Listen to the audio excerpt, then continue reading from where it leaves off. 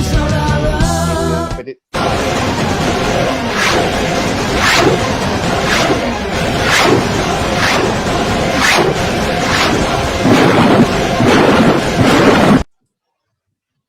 Selamat sejahtera kepada rakan-rakan sekalian. Terima kasih kerana bersama-sama dengan kita menonton program daripada Studio Kini Asam Pedas Volume 8.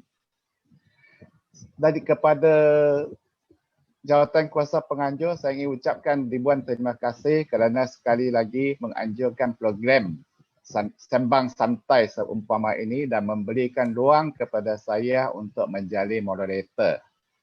Saya bagi pihak penganjur ingin meminta rakan-rakan yang online menonton sekarang, sila berikan sokongan untuk like dan share program kita.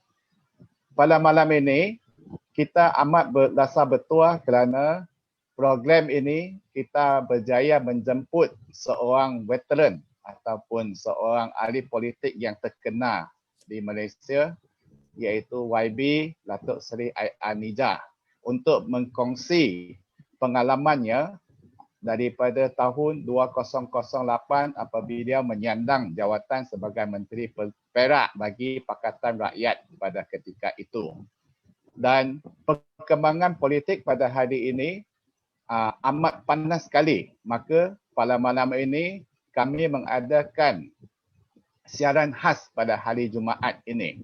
Dengan tidak melengahkan masa lagi, saya ingin menjemput YB Datuk Seri Ai'an Nijah untuk bertemu dengan penonton-penonton kita. Dipersilakan YB.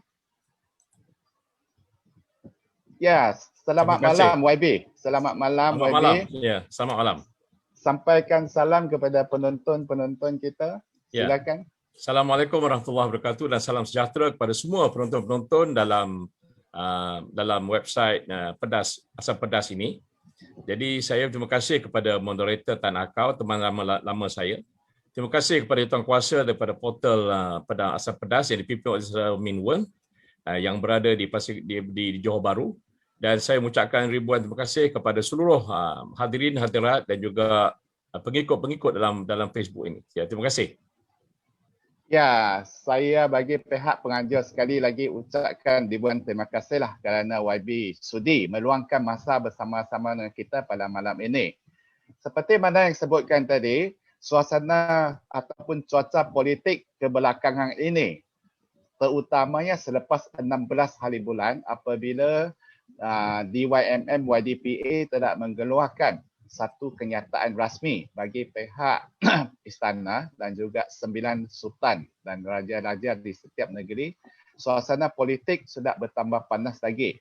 Dan secara kebetulan juga seperti mana YB sedia maklum, malam ini serentak dengan program kita sekarang, mesyuarat Majlis Tertinggi UMNO juga sedang berlangsung. Mungkin malam ini Majlis Tertinggi UMNO mungkin membuat satu ketetapan yang luar biasa sebagai pematuhan kepada PAU ataupun Himpunan UMNO Agung pada 18 Mac yang tertangguh sampai sekarang. YB, Ya. Malam ini kita buat live ini secara sembang-sembang santai lah. Kita tidak perlukan protokol sangat kot. Mohon izin YB, boleh macam ni? Boleh terus. Itu yang saya harapkan. InsyaAllah. Memang seperti mana saya ramai orang kenal YB dan saya secara peribadi saya sudah berkenalan dengan YB lebih kurang 10 tahun kot. Lebih kurang macam inilah. Dan pada ketika insiden tahun 2009, pada malam itu juga saya ada singgah di kediaman rasmi MB pada malam itu. Sebenarnya saya dan rakan-rakan daripada Kota Raja ataupun Salam ketika itu, saya ada turun ke Ipoh memasuki kediaman rasmi MB pada ketika malam yang berlaku perubahan itulah. Betul. Sebagai permulaan untuk perkenalkan YB kepada penonton-penonton kita pada malam ini, mungkin YB boleh kenalkan latar belakang sedikitlah. Dahulu YB daripada Parti PAS, kemudian pada tahun 2015 menyertai amanah. Dan juga mungkin YB boleh kenalkan sedikit, YB kalau tak silap saya pernah menjadi ahli parlimen Bukit Gantang. Betul. Pada pilihan raya itu saya juga pernah turun untuk Mas. menjadi pelayu undi di Bukit Gantang. Terima kasih Saudara Tan. Mungkin YB boleh berkenalan sedikitlah tentang kerjaya politik untuk rakan-rakan kita yang online pada hari ini. Ya, dipersilakan. Terima kasih kepada sahabat saya, Saudara Tan Ahkau, yang telah pun sudi mengundang saya pada malam ini, dan saya akan guna sedaya upaya saya untuk bersantai dengan para penonton supaya kita dapat dengan beberapa perkara yang lebih terperinci yang terjadi dekat negeri Perak, dan sebenarnya apakah sangkutnya apa yang terjadi dekat negeri Perak ini dengan apa yang akan terjadi di peringkat nasional. Pertamanya, saya terlibat dalam politik dalam Parti Islam Malaysia PAS pada tahun 2004. Saya telah diundang ke dalam parti tersebut untuk bertanding di Parlimen Kuala Kangsar, dan saya kecundang untuk menentang Tan Sri Rafidah Aziz ketika itu di Parlimen Kuala Kangsar. Kuala Kangsar. Ya, Parlimen Kuala Kangsar. Itu pertama kali saya bertanding dalam pilihan raya di bawah tiket PAS. Ya. Ya. Jadi bila saya kalah di Parlimen Kuala Kangsar, maka saya meneruskan kerja saya. Di samping saya juga ada beberapa perusahaan bisnes saya sendiri. Sampailah ke tahun 2008. Lepas 2004 saya kecundang, 2008 saya diminta bertanding lagi sekali, tapi di DUN pula, bukan di Parlimen. Dan saya bertanding di DUN Pasir Panjang, di Parlimen Lumut. Alhamdulillah dalam pilihan raya itu memang DUN Pasir Panjang ini tak pernah dimenangi oleh PAS, sebab dia selalunya bertanding di situ PAS dengan MIC ataupun Barisan Nasional. Setiap kali pilihan raya PAS akan bertanding dengan Barisan Nasional di DUN Pasir Panjang. Tapi pada tahun 2008, pilihan raya ke-12, saya bertanding atas tiket PAS dan alhamdulillah saya menang. Jadi bila saya menang di DUN Pasir Panjang pertama kalinya mewakili PAS, pada malam itu kami telah pun dijemput ke Ipoh setelah keputusan diumumkan pilihan raya ke-12 itu pada 2008. Dan Pakatan di situ kita bertanding di bawah Pakatan Rakyat. Ya. Pertama kalinya Pakatan Rakyat di Perak. Pertama kalinya Pakatan Rakyat di Perak diwakili oleh DAP, PKR dan juga Parti Islam Malaysia. Kita mula memikirkan kalau kita campurkan kemenangan DAP 18, kemenangan PKR 7 dan kemenangan PAS 6. Jadi kalau kita campurkan ketiga-tiga parti itu, kita ada 31 simple majority. 31. Jadi akibatnya DAP, PKR dan juga PAS bersetuju untuk buat coalition, kerjasama dan menubuhkan kerajaan. Inilah pertama kali negeri Perak setelah ditadbir oleh UMNO sepanjang 60 tahun lebih. Sebelum pilihan raya ke-12 itu, UMNO telah merentah negeri Perak daripada mula sampailah ke tahun 2008. Jadi pertama kalinya orang Perak membuat perubahan dengan beraninya menukar Barisan Nasional kepada Pakatan Rakyat ketika itu. Ya, Pakatan Rakyat. Maka dalam ketika itu Pakatan Rakyat hendaklah memutuskan siapa yang akan memimpin negeri Perak.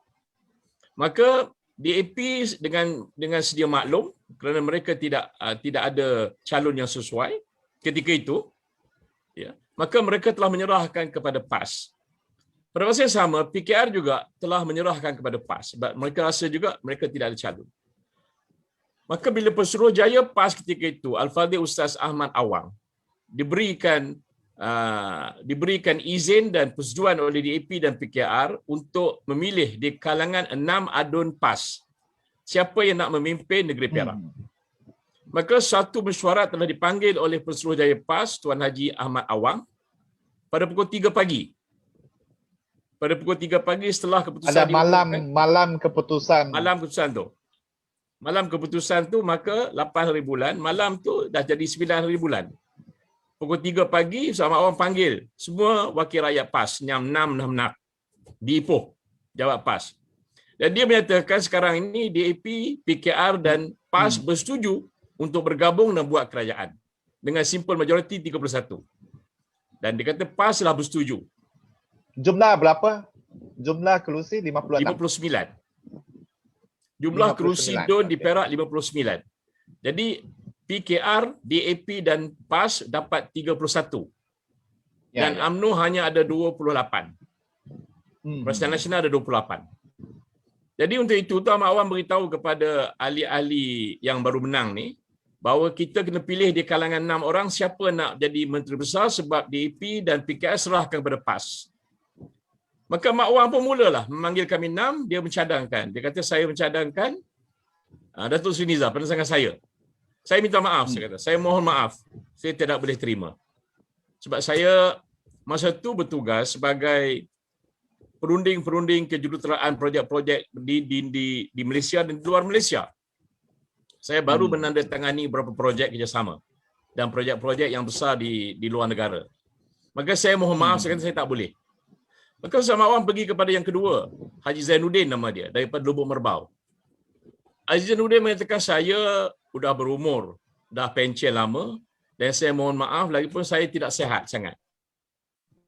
Jadi dia pergi kepada yang ketiga. Yang ketiga namanya Anwar Sudin daripada Cakap Jong. Anwar Sudin juga menolak. Dia kata, minta maaf Ustaz, saya tak boleh sebab saya ni banyak hutang, keliling pinggang, dia kata. Dia kerja bank. Pun tak boleh, maka pergi ke calon yang keempat iaitu saudara Ramli Tusin nama dia. Ramli Tusin ini adalah adun daripada Gunung Semanggul. Dia pun angkat tangan, dia kata, minta maaf Ustaz, saya ni, dia kata, cakap orang putih pun tak tahu sepatah. Itu maaf, dia minta maaf, dia pun dah pencen. Saya tak boleh cakap orang putih langsung, dia cakap. Kemudian yang last, yang second YB last, dia graduate daripada US kan? siapa ada? Ramli Sulit, Ustaz Ramli ni dia bukan, dia cuma adun daripada Gunung Semanggul. Ramli Tusin nama dia. Dia minta maaf juga, dia tak boleh jadi Menteri Besar, dia kata. Because dia tak boleh cakap bahasa Inggeris. So, pergi kepada calon yang kelima. Namanya baru meninggal dunia, saudara Hussein Din. He just passed away 4 days ago. So, Hussein Din juga minta maaf. Dia kata, Ustaz, saya minta maaf. Saya gigi pun tak ada, dia kata. Dia tak ada gigi. So, nak ujol lah. So, dia pun reluctant. Dia tak boleh jadi Menteri Besar. Masa tu ada seorang Cina dalam PAS, nama dia Idram Lim. Mr. Lim. Mr. Lim menang di Titi Serong. Tapi dia tidak layak menjadi Menteri Besar sebabnya syarat-syarat sebagai Menteri Besar tu dia kena pure, kena Melayu dan anak Perak. Ya, jadi sebab akhirnya, perlembagaan negeri. Akhirnya ke 6-6 kami menolak. 6-6 menolak. Tak ada calon. Dan oleh kerana itu, Mak Wan kata, kalau macam tu, maka kita terpaksa buat keputusan oleh AJK PAS Negeri ketika itu. Namanya Harian PAS. Maka kami berenam ni diminta keluar. Ni pukul 3:30 pagi ni cerita ni. Kami diminta keluar bersama-sama dengan orang ramai di keliling bangunan tu. Jadi diminta keluar, biarlah dia kata Harian PAS Negeri bersidang dan menentukan siapa. Setelah kami tentukan, maka tidak boleh menolaknya. Jadi kami tunggu keluar lebih kurang dalam 40 minit. Kami tunggu di luar. Sementara itu Mak Wan mempengerusikan mesyuarat harian malam tu. Ataupun subuh pagi, at the dawn. Habis 40 minit dia panggil masa kami masuk ke dalam. Dia kata kami telah bincang dan putuskan Menteri Besar adalah saudara. Dia kata Datuk Seri Nizar. Masa itu saya belum Datuk Seri lagi. Tapi dia kata Haji Nizar jadi Menteri Besar. Dan saya tidak boleh kata tidak. Sebab ini syarat dia. Maka saya terpaksa terima juga. Saya terima, saya kata kita akan buat sekali, kita akan bersama-sama DAP bersama-sama PKR. Kemudian selepas diputuskan nama saya, barulah dipanggil DAP dan PKR bersekali dan mereka juga bersetuju. Kedua-dua parti PKR dan juga DAP bersetuju saya memimpin Menteri Besar Negeri Perak pada 2008 tu. Maka keesokannya pukul 8 tu diumumkan kepada media. Media datang juga PAS, sama-sama kami dengan PKR dan DAP dengan semua adun-adun telah menang, kami telah bersemuka dengan media menyatakan bahawa ini dipanggil sekali Kerajaan Pakatan Rakyat. Dan diumumkan saya sebagai Menteri Besarnya. Kemudian barulah sebab mereka tengok YB mempunyai kompetensi lah, mempunyai kebolehan, kemampuan dan pernah YB graduate daripada sebagai engineer daripada US kan, kalau tak silap. Daripada UK. Ya, saya daripada UK. Jadi barangkali itu salah satu sebabnya kenapa PKR dan DAP bersetuju dan juga harian PAS bersetuju saya mengepalai pimpinan Pakatan Rakyat. Maka saya terima dan kita umumkan. Dan kita beritahu kepada media. Pada besokan harinya, pada 9 hari bulan, pukul 8.30 pagi, media telah tahu. Kemudian proses terilah, proses angkat sumpah, proses pergi ke istana berterusan. Ya. So that was the beginning of my political career. Saya punya kerja-kerja politik bermula secara tercabarnya pada pilihan raya ke-12. Dan saya menerima. Pada tahun 2004, YB bukan kalah. YB cuma belum menang. Dia nak uji kesabaran 4 tahun dulu. 200 baru Tuhan bagi kemenangan kepada YB dan terus melonjak menjadi YAB, Menteri Besar. Mungkin jugalah. Mungkin juga saya belum menang sebab saya pertama kali masuk dalam pilihan raya ketika itu. Belum pernah lagi. Dan saya pun tidak terlibat dalam kerja-kerja politik. Saya banyak kerja-kerja saya adalah kerja-kerja kejuruteraan sebagai perunding dalam banyak-banyak kontrak saya buat. Jadi ini pertama kali saya masuk pilihan raya bila saya belum dibenangkan pada 2004, tiba-tiba kemenangan datang ke 2028.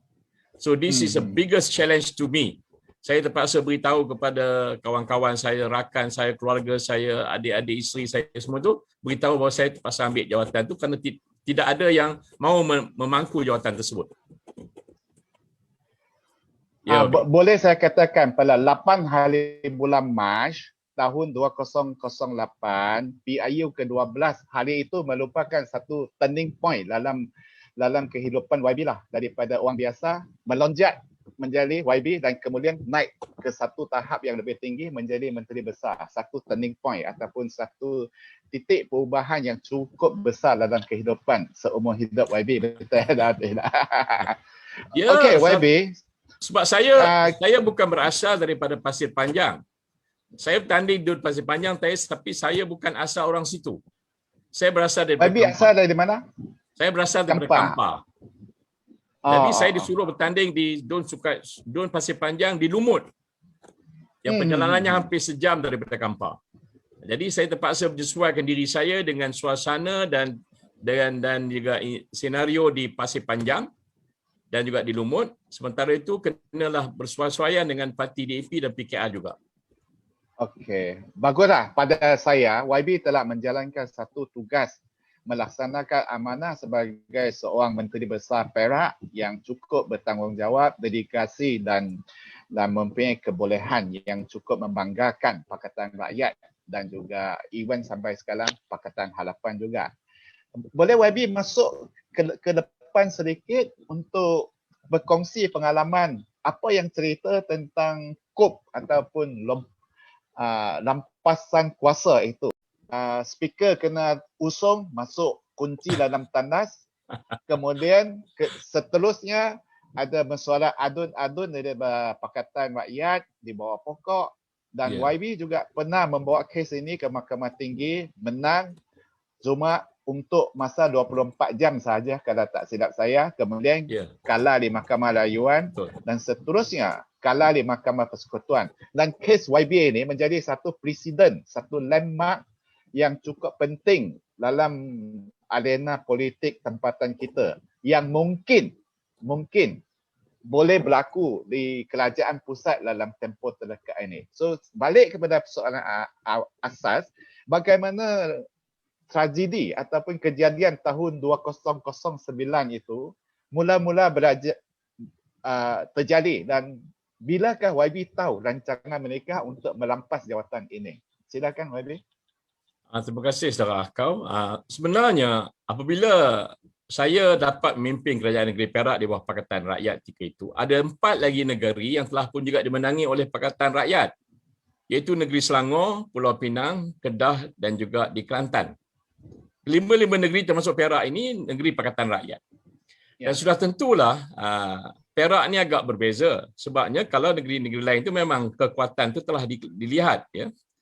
Tapi di negeri Perak, hanya pertama kalinya orang Perak mengubah kerajaan. Jadi cabarannya agak besar. Yang keduanya, usaha untuk mengambil alih kerajaan daripada Pakatan Rakyat ini oleh UMNO Barisan Nasional, dia bermula daripada hari pertama lagi. Bila saya lepas kat sumpah, maka hari itulah UMNO dan Barisan Nasional berusaha untuk merampas kerana Perdana Menteri ketika itu adalah Pak Lah. Pak Lah adalah Perdana Menteri dan timbalan dia adalah Najib. Dan Najib Tun Razak, Datuk Seri Najib Tun Razak, dia adalah pengerusi Barisan Nasional Negeri Perak ketika kami jadi kerajaan. Jadi sudah tentulah dia nak membuktikan bahawa dia terpaksa ambil balik kerajaan negeri Perak daripada Pakatan Rakyat dan masukkan Barisan Nasional semula. Jadi cadangan dan juga kerja nak rampas kerajaan Pakatan Rakyat di negeri Perak ni bermula daripada hari pertama lagi oleh Barisan Nasional. Jadi kita dapat bertahan 11 bulan. Jadi, halo. Maksud YB, mencuba untuk membeli mengugut itu bermula selepas sebaik saja PIU 12. Dia suasana ataupun senario nak membeli ini belum wujud lagi. Ketika itu cuma mempengaruhi secara politik. Mereka pergi ke kampung menuduh saya. Mereka menuduh saya ini lemah, saya ini jadi kuda tunggangan DAP. Jadi semua ini adalah mainan daripada UMNO Barisan Nasional nak menjatuhkan saya. Usaha mereka, sabotaj demi sabotaj. Itu sebab saya tidak berasa janggal kerana sebagai pembangkang Barisan Nasional ketika itu, kami tahu dah dia nak mengambil alih kerajaan ini. Jadi mereka berusaha pagi, petang, siang, malam untuk mengambil alih. Terutamanya di don-don yang ramai pengundi Melayu. Maka UMNO Barisan Nasional cuba mempengaruhi idea mereka mengatakan saya ini kuda tunggangan DAP. Sebenarnya kata yang menjadi kerajaan kami adalah kerajaan DAP. Kerajaan Cina DAP. Itu lagi dahsyat bunyinya. Walau macam mana pun saya teruskan. Nah, saya berkeyakinan ketika itu sebabnya saya didampingi oleh Menteri Besar Kelantan yang telah pun menjadi Menteri Besar sebelum itu. Jadi Menteri Besar Kelantan, Allahyarham Tuan Guru Nik Aziz, dia telah menghubungi saya daripada masa ke semasa, memberikan galakan, inspirasi dan juga memberikan motivasi untuk saya meneruskan kerja-kerja baik ini. Jadi dialah salah seorang daripada yang memonitor saya. Dia memantau jalan-jalan saya. Jadi saya tidak berasa ketinggalan, tidak berasa kesorangan kerana dia memantau kerja-kerja saya. Pada masa yang sama saya juga berhubung dengan Saudara Lim Guan Eng di Pulau Pinang, saya berhubung dengan Tan Sri Khalid Ibrahim dan juga Datuk Azizan di negeri Kedah. Jadi kami boleh katakan serangkai ini dapat bertemu di masa ke semasa walaupun masanya pendek tapi dapat 2 kali bertemu. Jadi saya merasakan bahawa saya kenal pasti musuh saya adalah Barisan Nasional dan UMNO kerana mereka nak merampas kerajaan. Sampailah ke kemuncaknya mereka menahan perangkap kepada 2 orang wakil rakyat PKR dan seorang wakil rakyat DAP.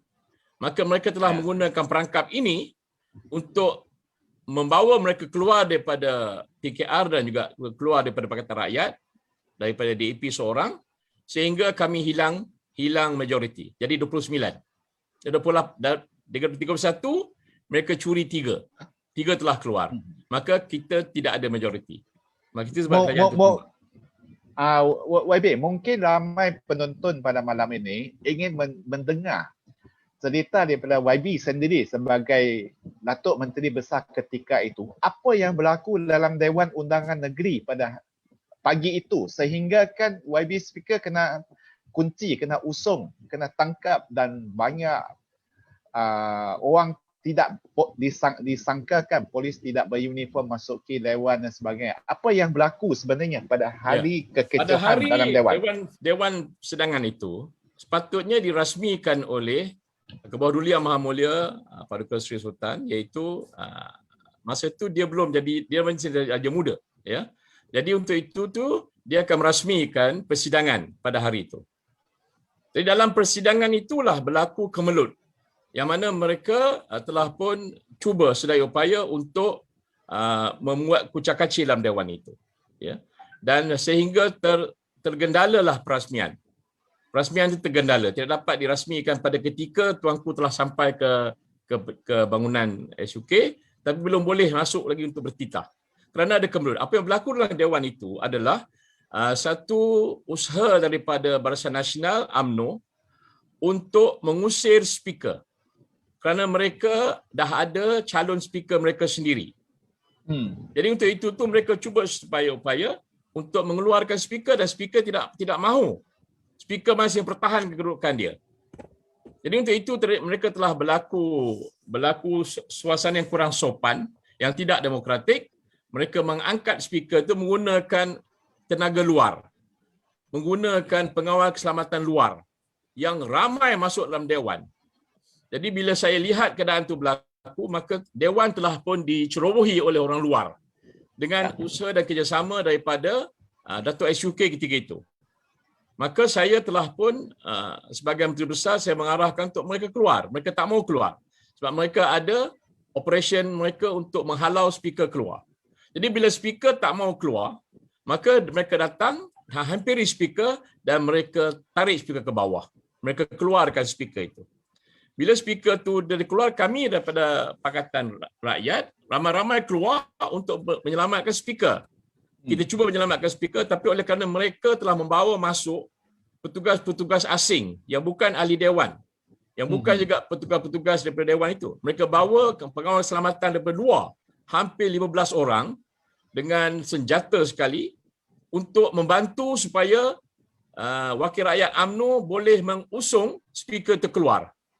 Jadi bila kami gagal untuk pertahankan speaker itu, telah kami ditolak dan ditendang sebagainya, speaker telah diheret keluar belakang dewan dan disimpan dalam store, bukan dalam tandas, daripada dalam store, dan dikunci dalam store. Dia dalam store.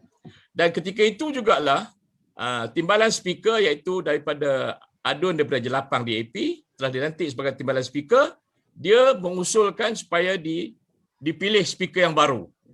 Dalam suasana huru-hara tu, speaker baru dipilih. Maka dipilih speaker baru, iaitu saudara Ganesan, apa nama dia? Ganesan. MIC, dari MIC. Ganesan. Dia ni daripada MIC. Maka telah dikelolakan mesyuarat itu, digunakan timbalan speaker untuk melantik speaker baru yang haram, namanya Ganesan. Jadi ketika itulah sidang mau dimulakan dengan titah tuanku. Ketika itu saya masih duduk di tempat kerusi Menteri Besar lagi. Maka bila saya undang Buah Duli itu masuk ke dewan dan saya persembahkan titah tuanku, sebelum tuanku bertitah, saya telah bangun dan ampun tuanku menyatakan bahawa dewan ini telah diceroboh oleh orang luar. Mereka masih lagi duduk dalam dewan itu. Jadi saya mohon tuanku untuk mengeluarkan mereka ini. Maka tuanku mengatakan ahli-ahli yang bukan, kerana tidak ada kena-mengena dengan dewan, dia minta keluar. Barulah anggota-anggota keselamatan luar ini, daripada mana saya pun tak tahu, diarahkan oleh tuanku keluar. Jadi selepas mereka keluar, baru tuanku mulakan titah tuanku. Selepas habis titah tuanku, maka saya pun mengiring tuanku untuk pulang semula. Pulang.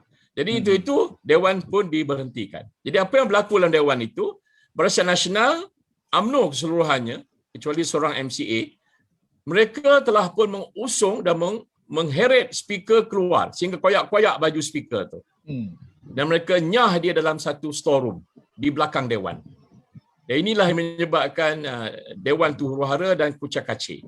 Sampai dengan cara yang gangster ataupun something lah, sebab dia pakai tarik lebih teruk pada gangster, sebab ada di antara mereka bawa senjata api masuk dalam dewan. Jadi untuk pengesahan daripada YB, sebenarnya semua wakil rakyat tidak dibenarkan membawa senjata masuk dewan kan, even pada mesyuarat yang biasa. Betul. Kalau mesyuarat biasa, maka anggota keselamatan akan menyemak kami, menyiasat supaya tidak ada bawa senjata api, kena tinggal di luar. Tapi dalam suasana hari itu, pengawal keselamatan dewan tu telah diambil alih oleh kumpulan lain yang dibawa masuk oleh Setiausaha Kerajaan Negeri ketika itu dengan izin dia.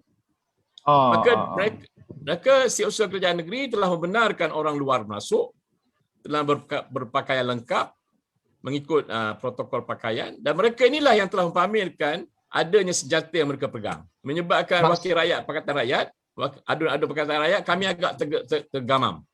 Kami agak tergamam kerana ada melihat mereka bawa senjata. Jadi untuk itulah mereka berjaya mengheret speaker dengan kekerasan. Bukan lagi something, tapi agak memalukan, cukup memalukan apa yang dibuat oleh UMNO Barisan Nasional di Dewan Undangan Negeri Perak pada bulan 2 tahun 2009. Yang cukup tidak bertamadun lah mungkin. Ya, memang tak bermadun, memang tak biadab lah, kira biadab. Tak menghormati dewan. Okey. YB mungkin seterusnya minta YB ulas sedikit, kemudian YB bawa kes ini kepada judicial review, semakan kehakiman. Ya. Dan seterusnya ringkasannya macam mana? Selepas perkara itu berlaku, rampasan kuasa itu berlaku, maka saya telah pun mengemukakan saman, ya, maknanya saman pemula di Mahkamah Tinggi Kuala Lumpur, dan perbicaraan itu saya telah menjadi saksi utama dan diikuti dengan beberapa orang saksi yang lain, termasuk jugalah Menteri Besar Haram ketika itu daripada Pangkor. Ya, Menteri Besar Haram daripada Pangkor. Jadi untuk itu mereka tidak menerima bila kami dalam Dewan menyatakan bahawa ini adalah rampasan kuasa. Ya. Kami telah duduk di tempat pembangkang selepas itu. Setelah kerajaan tumbang, duduk tempat pembangkang. Jadi yang berlaku dekat Dewan menyebabkan hari ini nama baik UMNO tu pada asalnya tercemar kerana apa yang mereka buat dekat negeri Perak. Dan hari ini mereka diberikan kesempatan untuk membersihkan nama mereka balik di peringkat nasional supaya imej mereka jadi positif.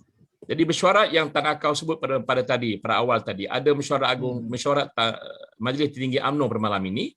Saya harapkan mereka dapat buat keputusan menyebelahi rakyat supaya keputusan itu selari dengan kehendak Majlis Raja dan kehendak Tuan Agong, dan rakyat suka di atas tindakan UMNO. Kerana hari ini kepincangan yang dibuat oleh Mahiyadin ini dan juga Perikatan Nasional ditanggung oleh rakyat bukan hanya dalam keadaan COVID, bukan hanya dalam keadaan ekonomi kita merudum, tapi dalam suasana gagal. Berasal Perikatan Nasional adalah gagal. Jadi kegagalan itu telah pun ditanggung sebahagiannya oleh UMNO. UMNO tak dapat lari daripada masalah bahawa mereka juga sebahagian daripada kerajaan. Jadi bila kita kata kerajaan gagal, maknanya Muhyiddin daripada Bersatu gagal, UMNO pula gagal, dan PAS gagal. Tiga parti ini adalah parti di bawah Perikatan Nasional dan mereka bertanggungjawab kenapa telah berlaku hari ini. Ketiga-tiga mereka menggagalkan. Dan kalau pada malam ini Majlis Tertinggi UMNO membuat keputusan, mereka keluar dan Muhyiddin tumbang, ini akan disyukuri oleh rakyat keseluruhan Malaysia. Saya kira begitu. Ya. Balik kepada cerita tadi, YB menang di Mahkamah Tinggi, betul tak? Di Mahkamah Tinggi setelah dibahaskan, setelah dibuat perbicaraan, maka Mahkamah Tinggi telah menyelesaikan saya bahawa kerajaan yang dirampas oleh Barisan Nasional tidak sah. Yang sah adalah Pakatan Rakyat dan ini mandat daripada rakyat. Maka Hakim Abdul Aziz ketika di Mahkamah Tinggi memutuskan bahawa Menteri Besar yang sah adalah saya. Kemudian UMNO membuat rayuan. Mereka buat rayuan di Mahkamah Rayuan. Pada petang keputusan Mahkamah Tinggi, pukul 5 petang tu Mahkamah Tinggi buat keputusan. Pagi besoknya pukul 8 pagi, mereka telah buat rayuan di Mahkamah Rayuan. Dan Mahkamah Rayuan dengan hanya seorang hakim telah memutuskan untuk mengenepikan keputusan Mahkamah Tinggi. Jadi ini satu perkara yang hanya boleh terjadi bila ada dapat arahan daripada pihak-pihak tertentu kepada hakim seorang. Sepatutnya dalam perbicaraan untuk mendengar rayuan ini, dia kena ada juga 3 orang hakim. Tapi ketika itu hanya satu hakim saja, Hakim Zainul nama dia. 3. Nah, jadi dia memutus 3. Dan dia memutuskan bahawa keputusan Mahkamah Tinggi semalam perlulah diketepikan.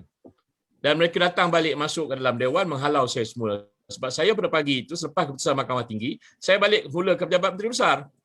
Tapi oleh kerana ketika itu, dapat arahan daripada Mahkamah Rayuan untuk dia rampas balik kerajaan itu, maka saya keluar balik daripada Pejabat Menteri Besar. Itulah yang menjadi kenapa keputusan itu mereka buat rayuan di Mahkamah Rayuan dan saya masih lagi menyertai perbicaraan tersebut sehinggalah ia sampai ke Mahkamah Persekutuan. Di Mahkamah Persekutuan mereka putuskan masih lagi mengikut Mahkamah Rayuan. Wallahualam. Jadi bermaknanya hari ini dia suasana tidak sama apa yang berlaku dekat nasional. Apa yang berlaku dekat Persekutuan tak sama. Tapi apa yang berlaku dari segi kaedah-kaedah kerajaan itu dan juga pembangkang, dia ada keseragaman dia. Ya. Jadi untuk itu tu saya rasakan kalaulah keputusan Majlis Tertinggi UMNO pada malam ini memutuskan supaya semua kabinet menteri-menteri kabinet UMNO dan timbalan menteri meninggalkan kerajaan gagal ini, maka rakyat akan menghormati semula mereka. Imej UMNO tidaklah akan luntur sampai malu sangat hari ini tapi sekurang-kurangnya mereka dapat mempamerkan bahawa mereka juga masih ada maruah. Jadi masih tidak terlambat kalaulah UMNO pada malam ini mengarahkan menteri-menteri dia oleh kerana dahsyatnya tragedi yang dihadapi oleh rakyat Malaysia hari ini, maka hendaklah dibalas dengan meninggalkan Muhyiddin dan membina kerajaan yang baru. Jadi saya harap sangat supaya keputusan Majlis Tinggi UMNO macam tu hari ini, malam ni. Okey, kemudian YB menjadi wakil rakyat di pihak pembangkang lah sehinggalah PRU ke-14 pada tahun 2018. Pada ketika itu kita dapat 29 kerusi. Pada PRU 12 tahun 2018 kita sempat ambil balik kuasa pentadbiran kerajaan negeri dengan satu majoriti sahaja, betul atau tidak? Ya, ketika itu kita bukan lagi Pakatan Rakyat, kita adalah Pakatan Harapan dah 2018. Ya. Jadi ketika itu kita menang majoriti satu sebab kita ada daripada Parti Bersatu yang asalnya 2 orang UMNO meninggalkan UMNO. Kemudian kita ada 18 DAP, kita ada 5 daripada Amanah dan 4 daripada PKR. Jadi kita ada 31.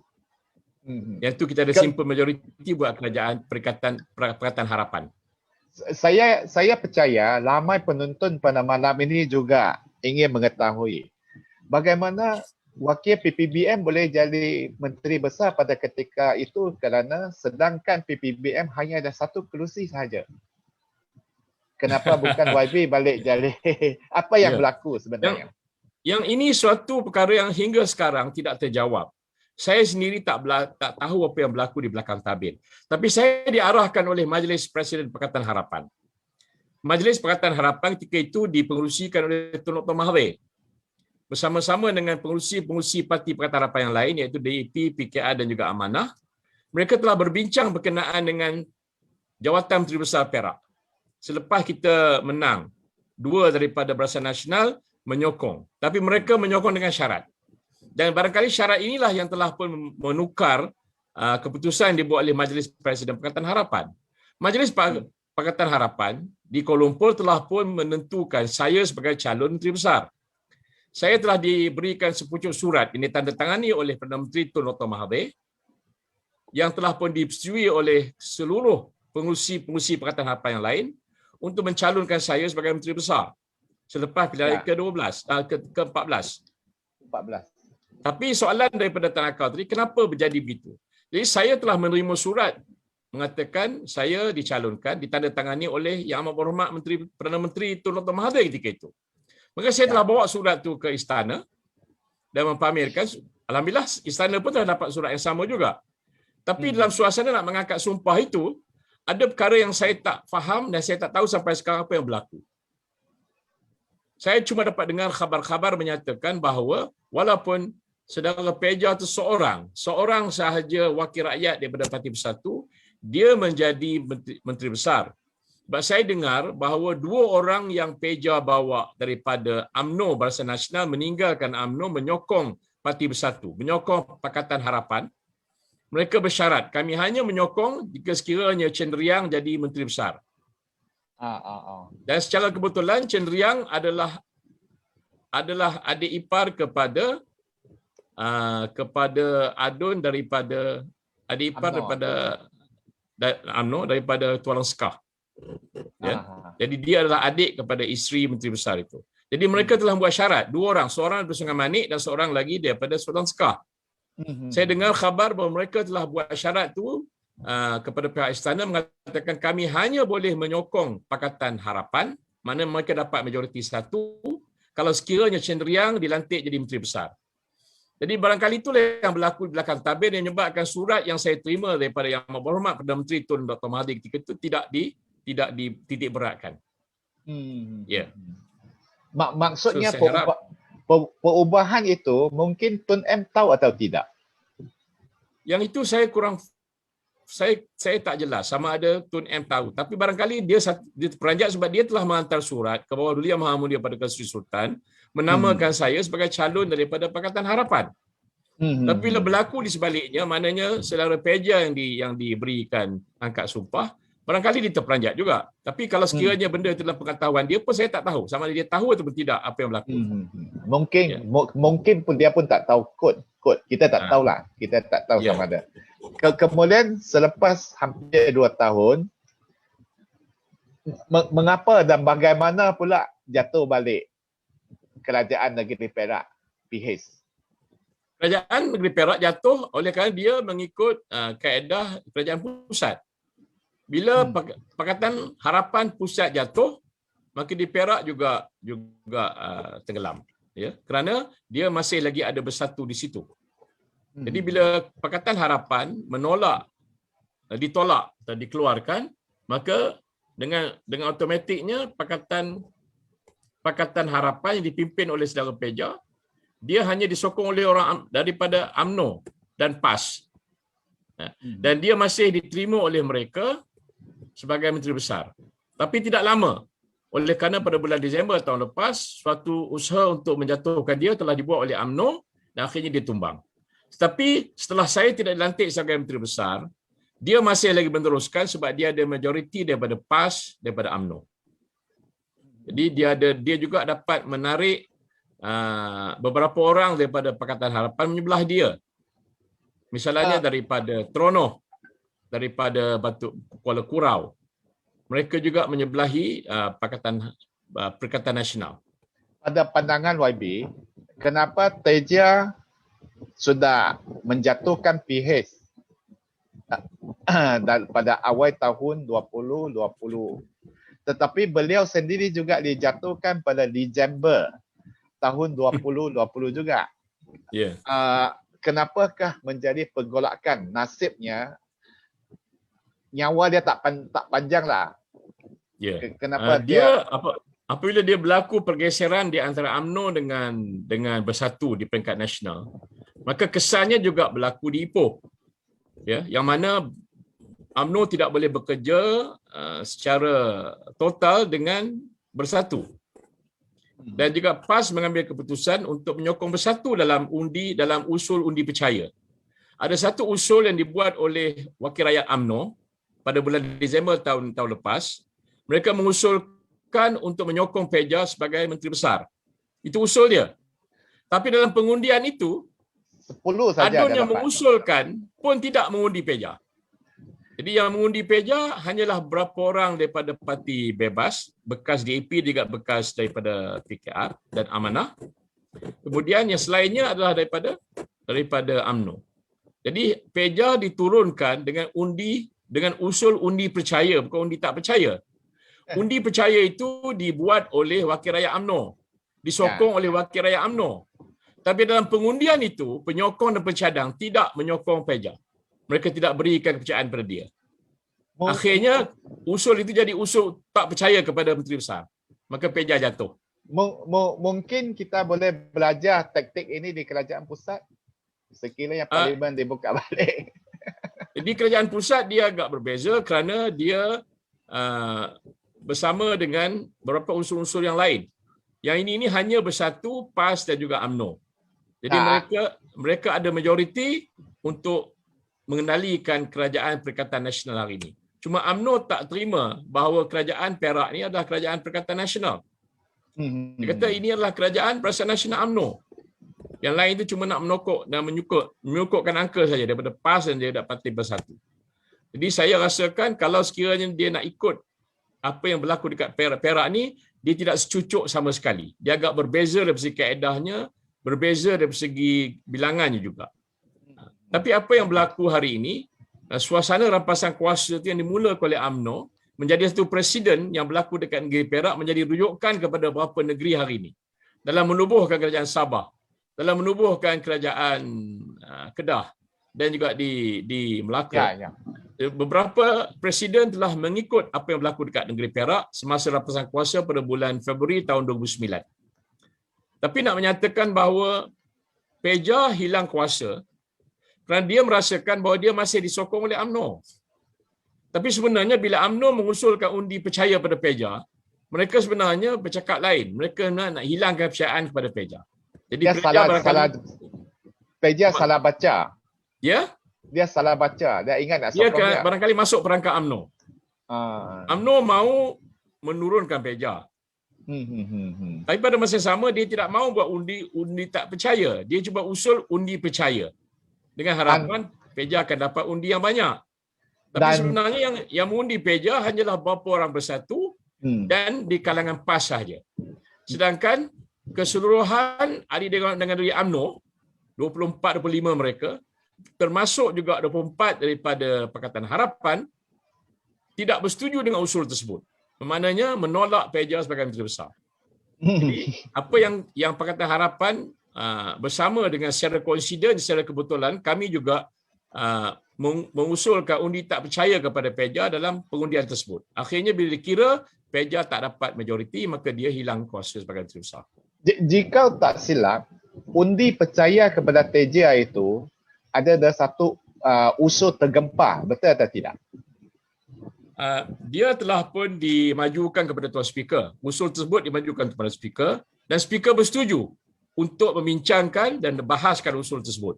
Jadi dia bukan tergempar dalam konteks usul yang serta-merta, tapi usul telah pun diberitahu kepada Speaker sehari dua hari sebelum itu. Jadi bila dibenarkan untuk dibahaskan, maka perlu diambil undi. Dalam pengundian itulah peja baru tahu bahawa UMNO sendiri yang membawa usul menyokong dia, mereka tidak menyokong dia. Yang menyokong dia hanya PAS 3 orang, hanya daripada bersatu. Mana daripada Cenderiang, daripada Tolong Sekah, daripada Titi Sero, daripada Teronoh, Buntung dan juga daripada Sungai Manik. YB, mohon izin kita masuk ke bahagian yang terakhir, iaitu bahagian yang terpenting dan terpanas untuk yang bersesuaian dengan suasana politik pada hari ini. Okey. Seperti mana YB sebutkan tadi bahawa usul itu dibawa kepada pejabat Speaker Dewan sehari atau 2 hari sebelum sidang Dewan.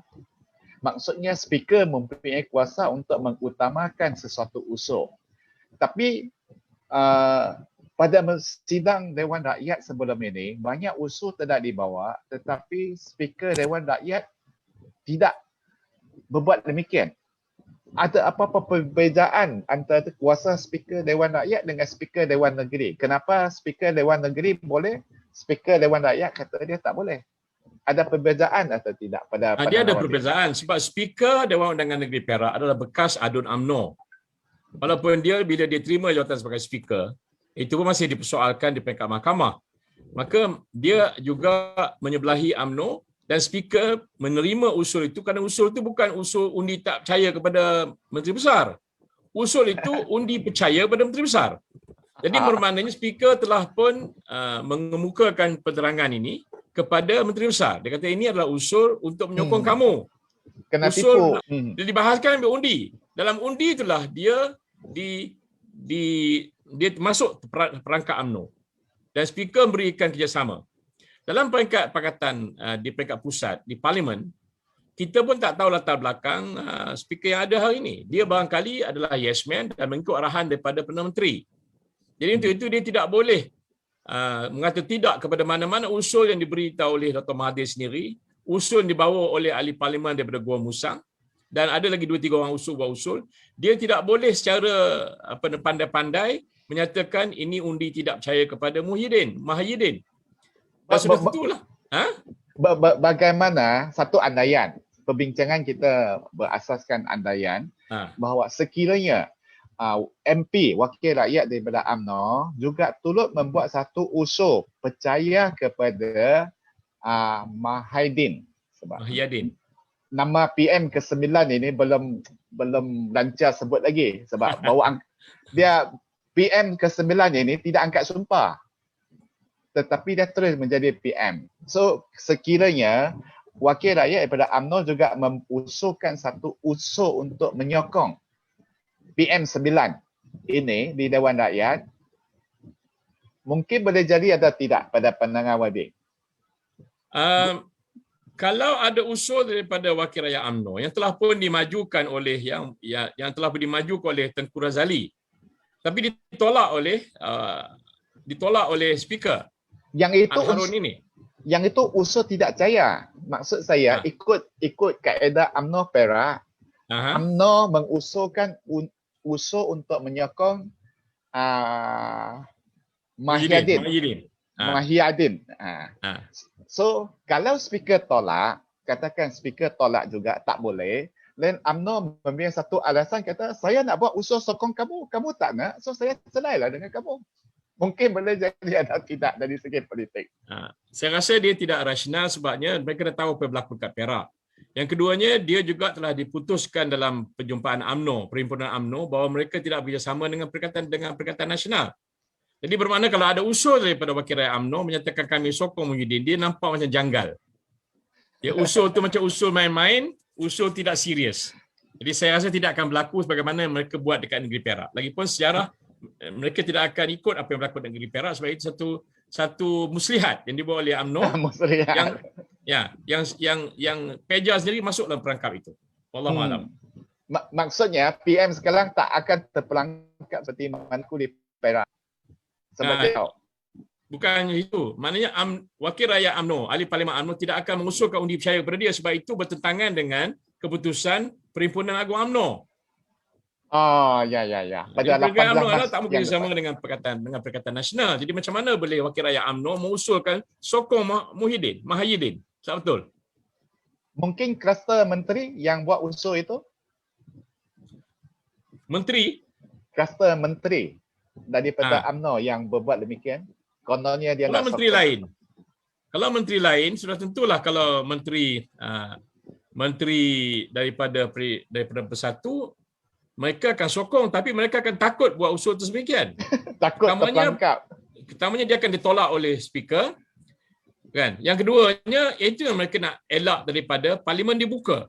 Mereka tak mau nak buka parlimen sebab kalau buka parlimen ada usul percaya atau tidak percaya, Muhyiddin akan ganap. Muhyiddin akan lumpuh. Mahyadin ini. Jadi itu sebabnya dia tidak akan berlaku macam apa yang berlaku di negeri Perak. Maksud YB, usul tidak percaya, Muhyiddin akan mati. Usul percaya pun dia akan mati. Dua-dua dia. Ya. Kalau mereka ikut Perak, Muhyiddin akan mati mak. Kalau mereka tak ikut Perak, buat tak percaya dia akan mati bapa. Ya, jadi kalau ikut pepatah Melayu, telan Muhyiddin mati juga, kalau tak telan pun Muhyiddin mati juga. Luah pun dia mati juga. Okey. Minta maaf cakap macam tu. Seterusnya, minta YB ulas sedikit tentang kenyataan yang dikeluarkan oleh pihak istana pada 16 hari bulan merupakan satu hari yang luar biasa kerana istana negara keluarkan satu kenyataan rasmi dan 8 Duli Yang Maha Mulia Sultan-Sultan bagi 8 negeri yang lain juga keluarkan satu kenyataan yang agak lengkap. So, apakah yang YB boleh tafsirkan daripada dua kenyataan serentak pada hari yang sama ke atas kerajaan gagah? Sebab pada peringkat ini, ramai orang melihat kerajaan pusat merupakan satu kerajaan gagah. So, apa pandangan YB? Apa yang boleh rakyat tafsirkan daripada dua kenyataan rasmi daripada pihak istana dan juga sultan-sultan negeri-negeri yang lain? Silakan YB. Terima kasih saudara kau. Saya ambil kesempatan ini untuk menjunjung kasih ke bawah Yang Maha Mulia pada Sri Paduka Yang Tuan Agong dan juga ke bawah Majlis Raja-Raja. Menjunjung kasih tuanku kerana telah pun mengeluarkan kenyataan rasmi untuk dibuka semula parlimen, diberhentikan darurat, tidak sambung selepas 2 Ogos dan diberikan tindakan yang wajar untuk mempercepatkan pengambilan vaksin. Ini satu kenyataan yang saya rasa diterima rakyat sepenuhnya. Rakyat bergembira, bersyukur di atas kenyataan yang telah pun dibuat oleh Yang di-Pertuan Agong dan juga Majlis Raja-Raja. Ya, menjunjung kasih tuanku. Saya berpandangan bahawa kalau sekiranya Mahyadin ini masih lagi bermain-main dan tidak mengambil tindakan yang serius ke atas apa yang telah pun dinyatakan oleh Ketua Duli Yang Mulia Sri Paduka Yang di-Pertuan Agong ini, maka saya rasa ini satu petanda yang tak elok untuk kerajaan yang ada hari ini. Dahlah kerajaan ini kerajaan gagal dan diterima oleh rakyat, maka bila tuanku bertemu dengan pimpinan politik 2-3 hari yang lepas dan tuanku juga berjumpa dengan ahli-ahli profesional yang lain, dan berapa orang lagi orang kenamaan dan pimpinan, maka feedback yang diperoleh itu adalah feedback yang ternyata dalam kenyataan rasmi daripada Istana Negara. Yang ini memang ditunggu-tunggu oleh rakyat. Jadi kalaulah masih lagi menteri di Parlimen, Perdana Menteri di Jabatan Perdana Menteri Parlimen undang-undang ini, masih lagi orang kata berlolak-lolak begini, maka nampak sangat mereka tidak serius untuk menyambut seruan tuanku dalam kenyataan rasmi. Kedua-dua kenyataan rasmi itu saya lihat tadi adalah satu usaha untuk beri emphasis, untuk penegasan bahawa kena ambil tindakan yang secepat mungkin. Segera tu bagi pahaman kita, ambil tindakan secepat mungkin itu ialah untuk menyelesaikan masalah ini secepat mungkin. Supaya suasana untuk melihat dan mengimbangi, ya, dan juga untuk menyelesaikan masalah COVID dan masalah kewangan ini tidak boleh dilengah-lengahkan lagi.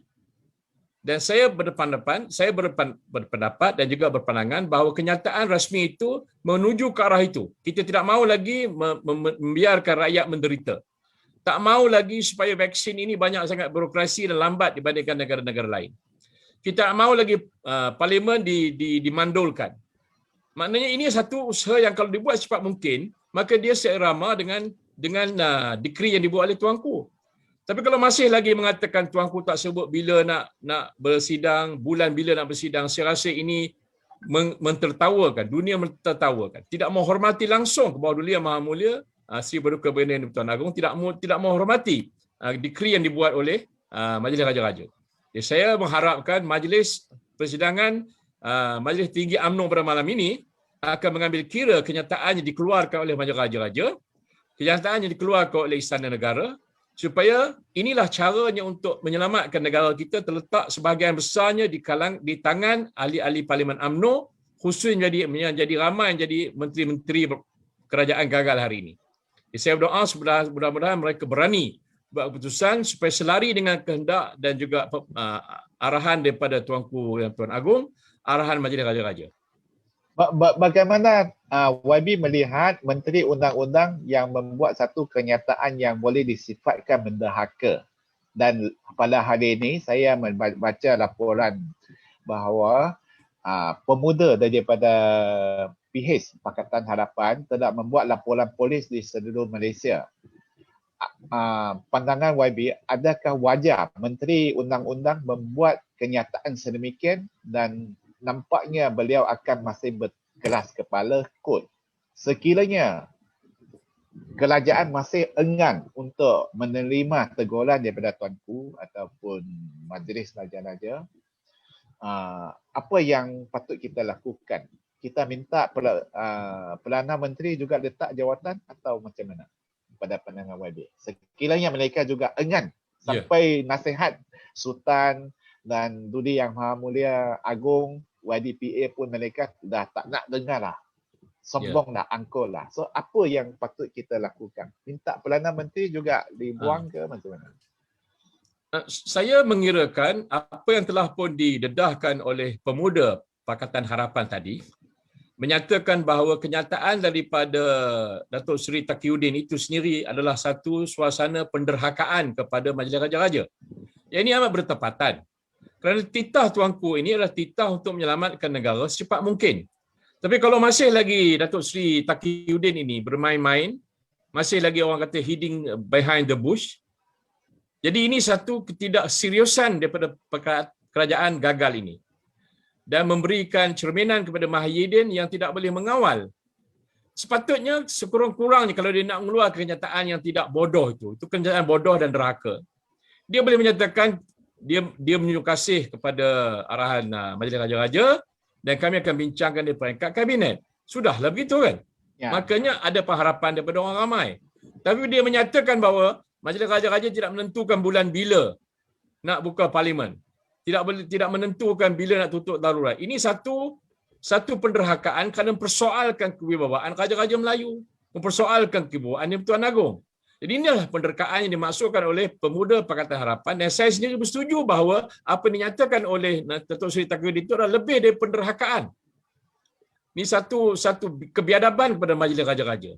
Dan bila dia biadab pada Majlis Raja-Raja, makna dia biadab pada seluruh rakyat Malaysia hari ini. Wallahualam. So kalau mereka masih bertegas macam ini, kita perlu menyeru semua pengundi-pengundi dalam seluruh negara untuk tolak mereka pada PIU 15. Betul atau tidak, Babek? Ya, ini sudah tentu. Sudah tentu bila pilihan raya akan datang ini, mereka cukup khawatir bahawa rakyat akan menolak mereka. Lebih-lebih lagi kalaulah umur 18 ini diberikan kuasa untuk mengundi besok, sudah tentulah muda-muda yang 18 tahun ke atas hari ini akan menolak Perikatan Nasional Kerajaan Gagal. Jadi ini satu tragedi yang tak boleh dihadapi oleh Perikatan Nasional. Perikatan Nasional tak mau berhadapan dengan suasana yang akan diadakan pilihan raya. Jadi mereka nakkan dilengah-lengahkan. Jadi kalau darurat ini ditarik balik, Parlimen mula bersidang, maka semuanya akan didedahkan. Terpaksa didedahkan. Laporan-laporan rasmi kena didedahkan. Jadi barulah kita dapat pengalaman, dapat maklumat yang tepat kenaan apa yang berlaku yang dibuat oleh Perikatan Kerajaan Gagal hari ini. Apa yang lebih mendukacitakan, saya ingat pada masyarakat orang awam adalah kononnya Parti PAS merupakan pejuang mempertahankan institusi raja-raja berperlembagaan, dan apa yang berlaku pada hari ini jelas kita boleh melihat. Saya ingat even pelajar SRP ataupun PMR pun boleh fahamkan kenyataan apa yang dimaksudkan dalam kenyataan istana, bahawa persidangan Dewan Parlimen perlu disegerakan, tetapi mungkin dia BM Bahasa Malaysia dia fail kot, PMR pun tak lulus kot, maka dia buat tafsiran ikut suka hati dia sendiri. Saya boleh lihat macam itulah. Yeah. Kan? Saya boleh bayangkanlah kalau dia sendiri tidak ikhlas dengan nama dia. Nama dia yang tertera dalam kad pengenalan dia adalah Mahyadin. Dan dia mengeluarkan dalam semua borang-borang yang dia isi, termasuklah borang pencalonan pilihan raya sebelum ini, nama bukan nama dia. Jadi ini satu gambaran bahawa Perdana Menteri kita ni memanglah akan menghancurkan negara ini. Ya. Kalau nama dia pun dia tak hormat. Jadi untuk itu kita harapkan supaya mesyuarat Majlis Tinggi UMNO pada malam ini akan memutuskan supaya mengajar Muhyiddin ni erti budi dan erti satu penghormatan kepada rakyat. Kerana dia belum belajar lagi. Satu lagi soalan andaian, hipotesis, bahawa sekiranya UMNO pada malam ini memutuskan untuk bercerai, penceraian politik dengan PN, sebab sampai hari ini UMNO tidak menyertai PN. Dia cuma sokong kerajaan atas kapasiti ahli-ahli parlimen secara individu. Parti UMNO sendiri bukan komponen Perikatan Nasional.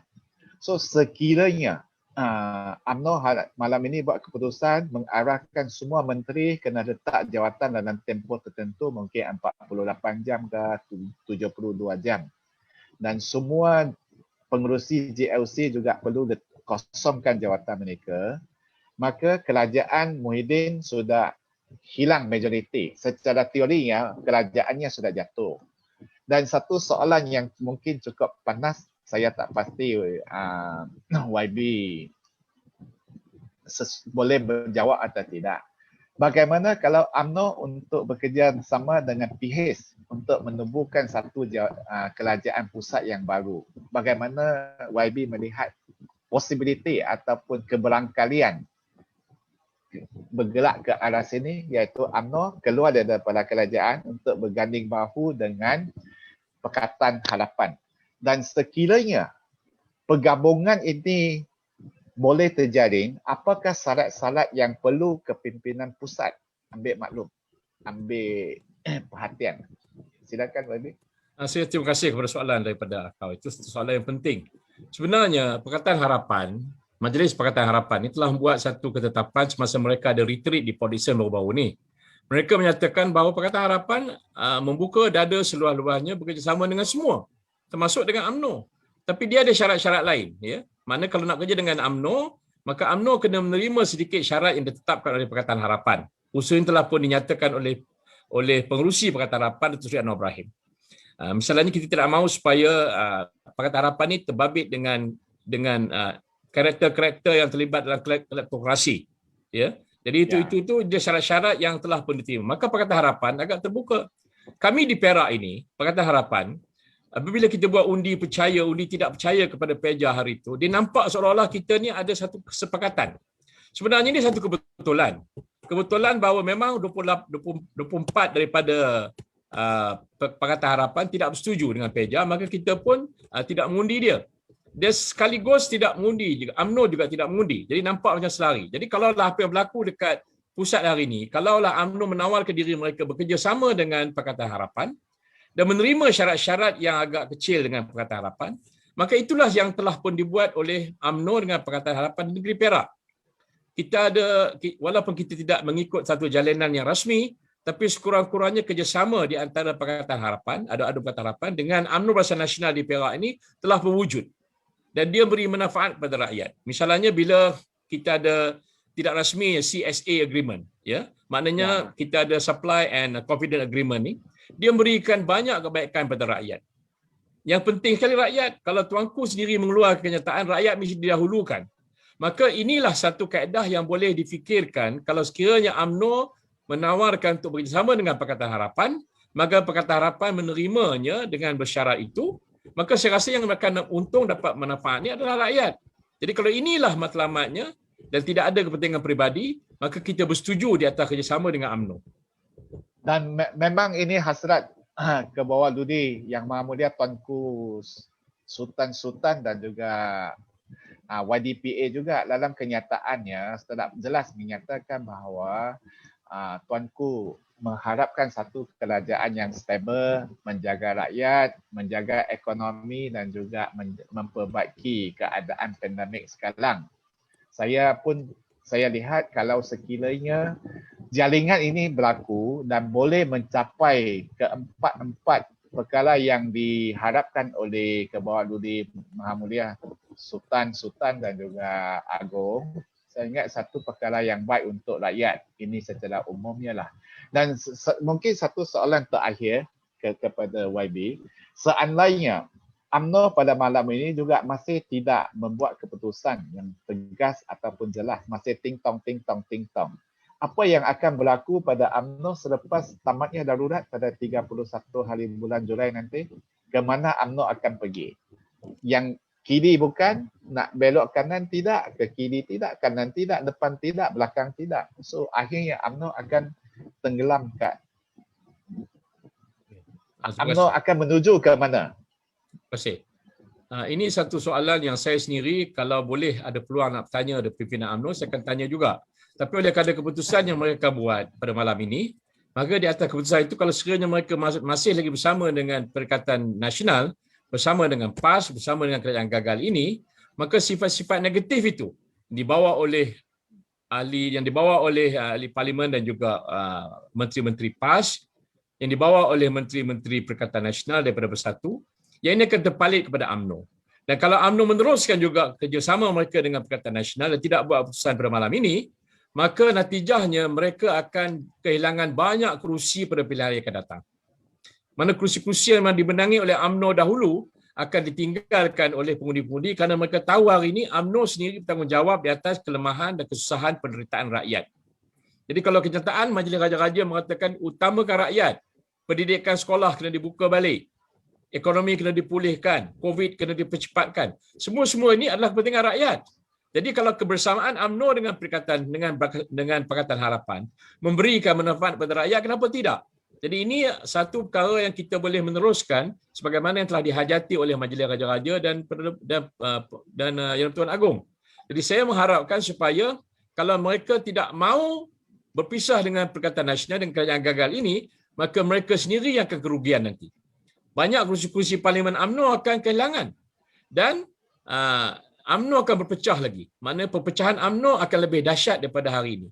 Hari ini mereka tidak mahu keputusan keluar daripada Perikatan Nasional secepat mungkin. Mereka takut ada di antara menteri-menteri mereka yang masih lagi bercakaran. Ada di antara menteri yang mahu bersama dengan kerajaan gagal. Ada menteri yang tak mau tinggal dengan kerajaan gagal ini. Jadi untuk itu perpecahan ini akan berlaku. Tapi kalau sekiranya mereka putuskan malam ini tidak mahu bercerai dengan Perikatan Nasional, mereka akan jauh lebih parah perpecahan dia. Rakyat akan jauh lebih benci pada UMNO. Terima kasih. Ya, faham. Okey, sebagai penghujung, kita sudah lebih kurang 75 minit berlalu. Saya bagi pihak penganjur ucapkan ribuan terima kasihlah kepada YB kerana sudi meluangkan masa dalam kesibukan. Sepatutnya waktu inilah YB bersama-sama dengan keluarga, dengan cucu-cucu. YB selalu banyak cucu juga kan. Bersama-sama dengan cucu. Dan YB sudi untuk meluangkan masa, korbankan sedikit masa untuk platform Asam Pedas ini.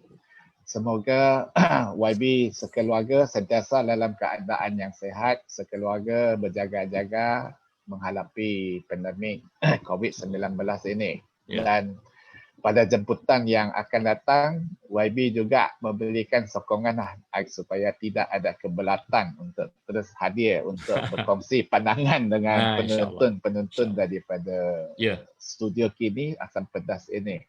Dan sebagai penutup, saya jemputlah YB mungkin untuk kata-kata penutup sedikit sebelum kita bye-bye dengan penonton kita.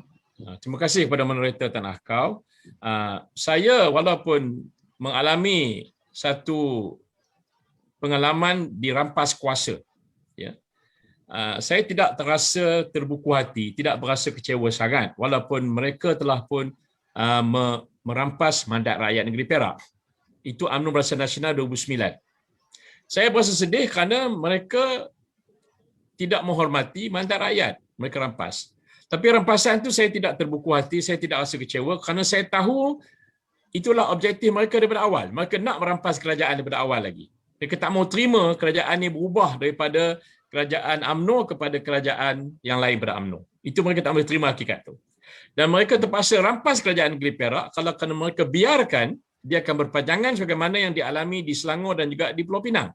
Jadi mereka terpaksa rampas cepat-cepat negeri Perak ini. Dibandingkan dengan rakan-rakan saya, pimpinan amanah DAP dan PKR peringkat pusat, mereka berasa jauh lebih kecewa kerana mereka tidak terlintas di hati mereka orang yang duduk serumah dengan mereka merampas kerajaan itu. Saya tidak melalui benda itu. Sebab saya tahu mereka nak merampas kerajaan saya daripada Dewan lagi. Hari pertama mereka nak rampas, sampailah mereka berjaya merampasnya. Tapi dibandingkan dengan kerajaan Pakatan Harapan Peringkat Nasional, orang yang merampas itu adalah orang yang duduk sekali sebilik dengan mereka. Yang ini yang lebih kecewa. Perasaan kekecewaan itu jauh lebih dahsyat. Musuh dalam selimut. Gunting dan lipatan, musuh dalam selimut ni jauh lebih rasa sakit. Pagar makan padi. Jadi walaupun saya berasa kecewa kerana UMNO Barisan Nasional rampas tahun 2009, tapi bila Datuk Seri Azmin, bila Mahayadin dengan rakan-rakan mereka yang duduk sekelambu satu kereta dengan Pakatan Harapan, rampas kerajaan itu, yang ini jauh lebih menyakitkan. Jadi saya rasakan supaya dengan adanya parlimen, dengan kita buat beberapa undang-undang untuk mengelakkan daripada lompatan-lompatan parti ini, dia akan berikan satu kehidupan, kemajuan kepada sistem demokrasi negara kita dan menjadikan Malaysia ini sebagai negara yang boleh standing dengan rakan-rakan yang duduk selama dengan kita. Terima kasih Akau. Okey, kita jumpa lagi. Terima kasih kepada penonton-penonton di seluruh negara. Kita jumpa lagi pada program yang akan datang. Terima kasih saya ucapkan sekali lagi kepada YB. Kita jumpa sama-sama. lagi. Assalamualaikum warahmatullahi wabarakatuh. Terima kasih. Selamat malam. Ya.